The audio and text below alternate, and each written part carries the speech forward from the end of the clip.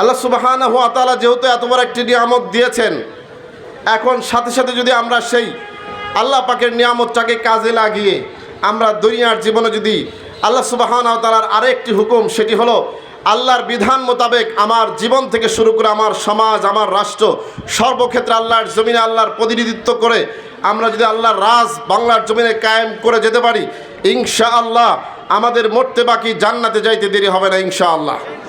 মুসলমান বন্ধুগণ, আমার ভাইরা, আল্লাহ সুবহানাহু ওয়া তাআলা কোরআনে কারীমের ছোট্ট একটি আয়াতে কারিমার মধ্যে বলেছেন, ইন্নাদ-দীনা ইনদাল্লাহিল ইসলাম, একমাত্র ইসলাম ধর্মই হচ্ছে আল্লাহ পাকের কাছে মনোনীত।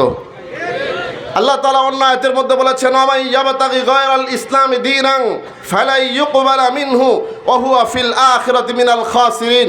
আল্লাহ সুবহানাহু ওয়া তাআলা বলেন, যে ব্যক্তি ইসলামকে বাদ দিয়ে, ইসলামকে মাইনাস করে অন্য কোনো পথ মত দুনিয়ার স্বার্থে যারা হাঁটবে, ফালা ইউকবালা মিনহু, আল্লাহ পাক বলেন যে সেটা কখনো গ্রহণযোগ্যতা হবেই না আল্লাহর কাছে।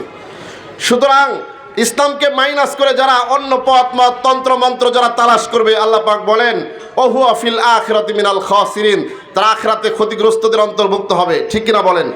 সুতরাং একটি কথা বলতে চাই যে যেহেতু আল্লাহ সুবহানাহু ওয়া তাআলা আমাদেরকে মুসলিম হিসাবে দুনিয়াতে আসার সুযোগ দিয়েছেন, কেন আমাদেরকে আল্লাহর দিন বাদ দিয়ে, ইসলাম বাদ দিয়ে, আল্লাহ এবং আল্লাহ রসুলের আদর্শ এবং দেখানো পথকে বাদ দিয়ে অন্য পথে চলে আখিরাতে ক্ষতিগ্রস্ত হওয়ার কোনো কি দরকার আছে? জোরে বলেন আছে?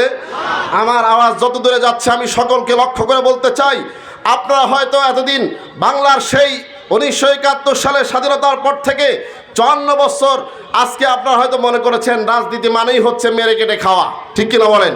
রাজনীতি মানেই রাহাজানি, সন্ত্রাসী, চাঁদাবাজি। রাজনীতি হচ্ছে আল্লাহর জমির আল্লাহর দিন প্রতিষ্ঠা করা, আল্লাহর বিধান অনুযায়ী সমাজকে পরিচালনা করা, এটাই হচ্ছে রাজনীতি, এটাই হচ্ছে মানুষের, মুসলমানের আদর্শ। কথা বলেন ঠিক কিনা? সুতরাং আমরা যদি মানুষের ন্যায্য অধিকার আদায় করতে চাই, আমরা যদি নিরাপত্তা লাভ করতে চাই, তাহলে ইসলাম ছাড়া কখনো বিকল্প রাস্তা হতে পারে না। আল্লাহ রাব্বুল আলামিন বলেন, ফালা ওয়া রাব্বিকা লা ইউমিনুনা হাত্তা ইউহাক্কিমুকা ফীমা শাজারা বাইনাহুম।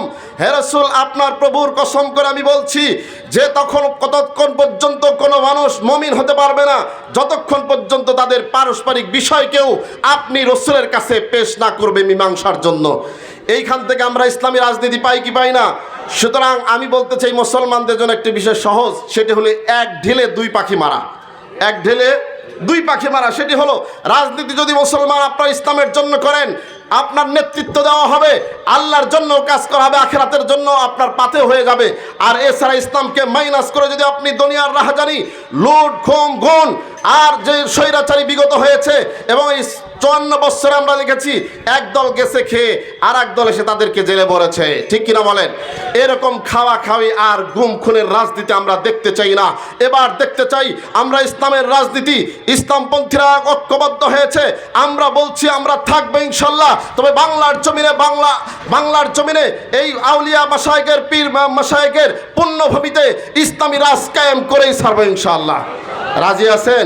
যদি জান দিতে হয়, মাল দিতে হয়, সব কিছু দিতে রাজি, কিন্তু আমার এই বাংলার পুণ্যভূমিকে কখনো নাস্তিকার, মোরতাদ আর লুটেরা, তাদাবাজদের হাতে আর কখনো আমরা ছেড়ে দিতে রাজি না। কথা বলেন ঠিক কিনা? কুল ইন্না সালাতি ওয়া নুসুকি ওয়া মাহইয়ায়া ওয়া মামাতি লিল্লাহি রাব্বিল আলামিন। আল্লাহ তাআলা বলেছেন, হে রাসূল আপনি ঘোষণা করেন আপনার নামাজ, আপনার কুরবানি, সব কিছু আমার বেঁচে থাকা, আমার মরে যাওয়া একমাত্র আল্লাহর জন্য হবে। সুতরাং আমার রাজনীতি করাও কার জন্য হবে? এই জন্য আমি আমার আজকের এই বক্তব্য থেকে বিশেষ করে যুব সমাজকে, আমার অন্যান্য বাম রাজনীতি যারা করছেন, দুনিয়ার স্বার্থে রাজনীতি যারা করছেন, তাদের প্রতি আমি উদাত্ত আহ্বান রাখবো, আসুন ইসলামী আন্দোলনের ছায়াতলে বিশ্বাস চরমনের নেতৃত্বে কোরআন সুন্নাহ ভিত্তিক জীবন এবং সমাজকে প্রতিষ্ঠার আন্দোলনের শরীক হন। এই দাওয়াত দিয়ে আজকের আলোচনা এখানে শেষ করছি। আসসালামু আলাইকুম ওয়া রাহমাতুল্লাহ। সংগ্রামী তাওহীদি জনতা, গণসমাবেশের পর্যায়ে বক্তব্য রাখবেন ইসলামী